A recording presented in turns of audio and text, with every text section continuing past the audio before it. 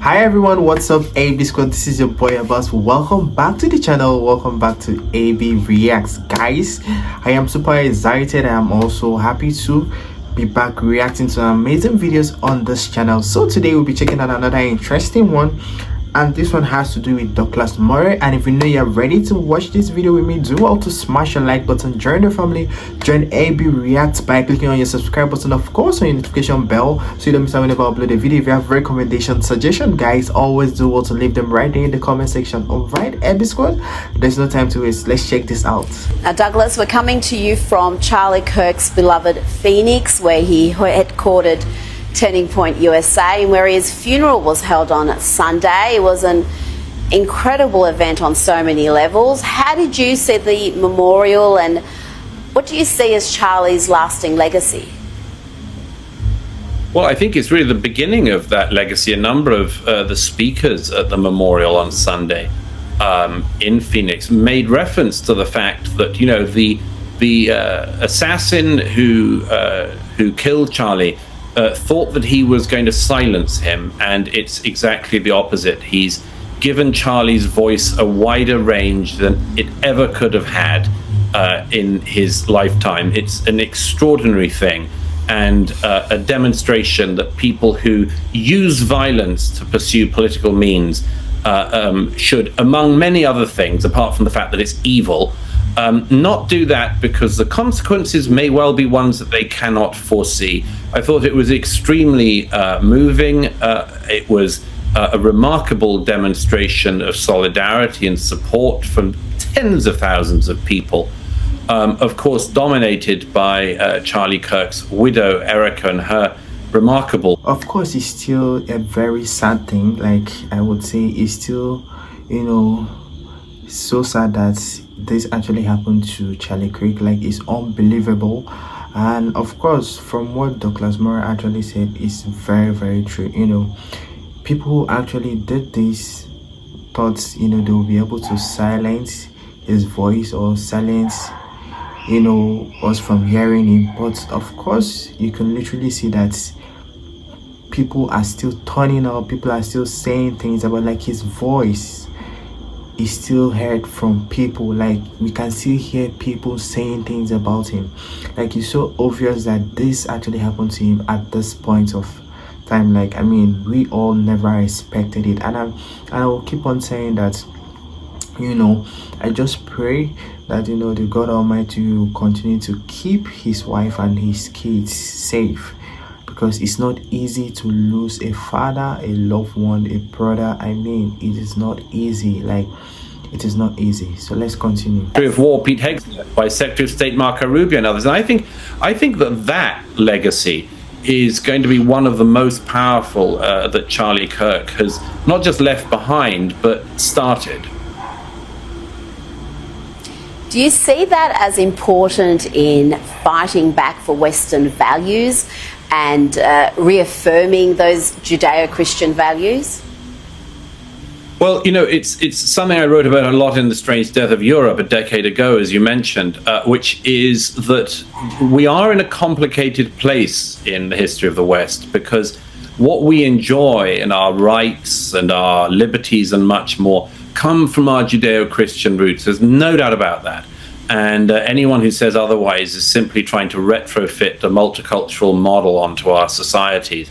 Our liberties and our rights and much more, our freedoms, come from a very specific and unusual, in many ways, religious theological tradition.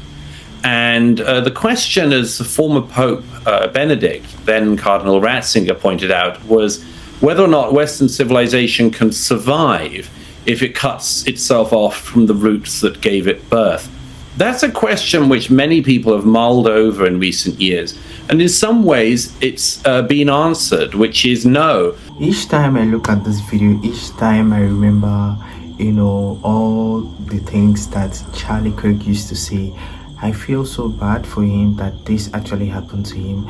And of course, you know, like, people will always say, you know, killing someone to maybe to silence that person or to make sure that everything about that person dies. I think it's quite this kind of scenario that you feel that once you do that you will never hear anything about this person.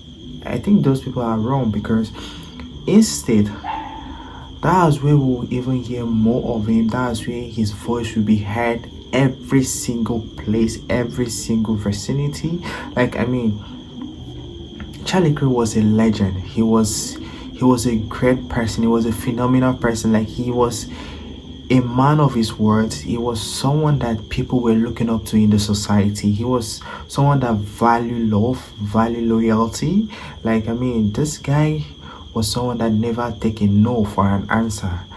So I feel, this point of time, everyone should actually give out their support, actually, make sure they are there for his family, because it is not easy, guys. It is not easy, guys. Let's continue. Repudiate it, reject it, and see where the winds blow us.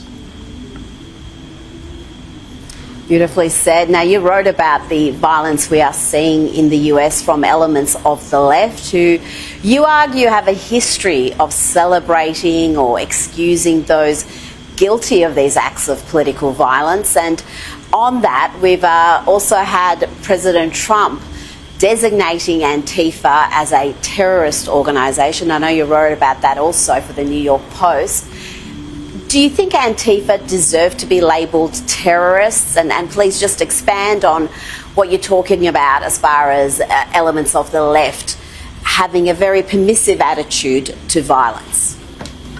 Well, I would play it any other way around, that if there was a group, whether organised at a normal structural level or a sort of people who engage in political violence, all sides, but I think it would be surprising if somebody, for instance, involved in terrorism, right-wing terrorism, would find themselves lauded on American campuses and given berths and speaking appointments and much more. And I mentioned there in passing Angela Davis and her own history of radicalism.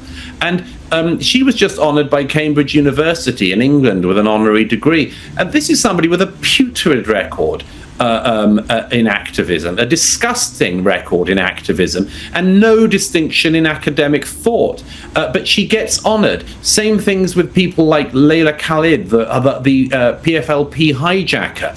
These people that the left has unfortunately particularly venerated are people who've been venerated not in spite of having a history of violence and connections with violence, but as if that frisson of violence is part of the thrill, part of the reason to promote them. And I think that just as I would expect the right to have a look at itself if it was marinating in those waters, so I think the left really should, and again, especially after the assassination of Charlie Kirk, really should look at what it has been encouraging on its own side. And it should remember that instead of thinking that it's always the good guy, let's at least concede that violence can come from all sides, but if it comes... That was another interesting one.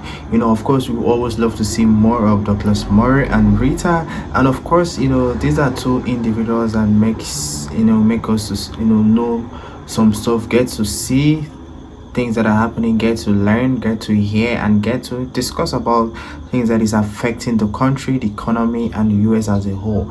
Of course, I would say that was a very nice one, interesting one, and I always love seeing them, talking about important things that affect us, affect the well-being of the citizens. And not just that, they also said something about Charlie Kirk, a great person, a phenomenal leader. And I'm actually, loving is that people keep remembering this guy, because each time I sit and then I have that shock of someone waking me up telling me, do you know Charlie Kirk was shot? I was like, are you being serious? Like, to me it felt like I'm dreaming. To me it felt like it never happened. Like, I pray may you so rest in peace. So that was a very nice one, guys. So let me know what your own thoughts in the comment section. What do you think? What do you have to say in the comment section? If you really enjoyed this video as much as I did, do also hit on your like button, join the family, join AB React by clicking on your subscribe button, of course, on your notification bells, so you don't miss out whenever I upload a video. If you have recommendations, suggestion, guys, always do what to leave them right there in the comment section. All right, AB Squad, and I can't wait to see you in my next video. Until then, stay safe, stay positive, and don't touch that dial. Bye, guys.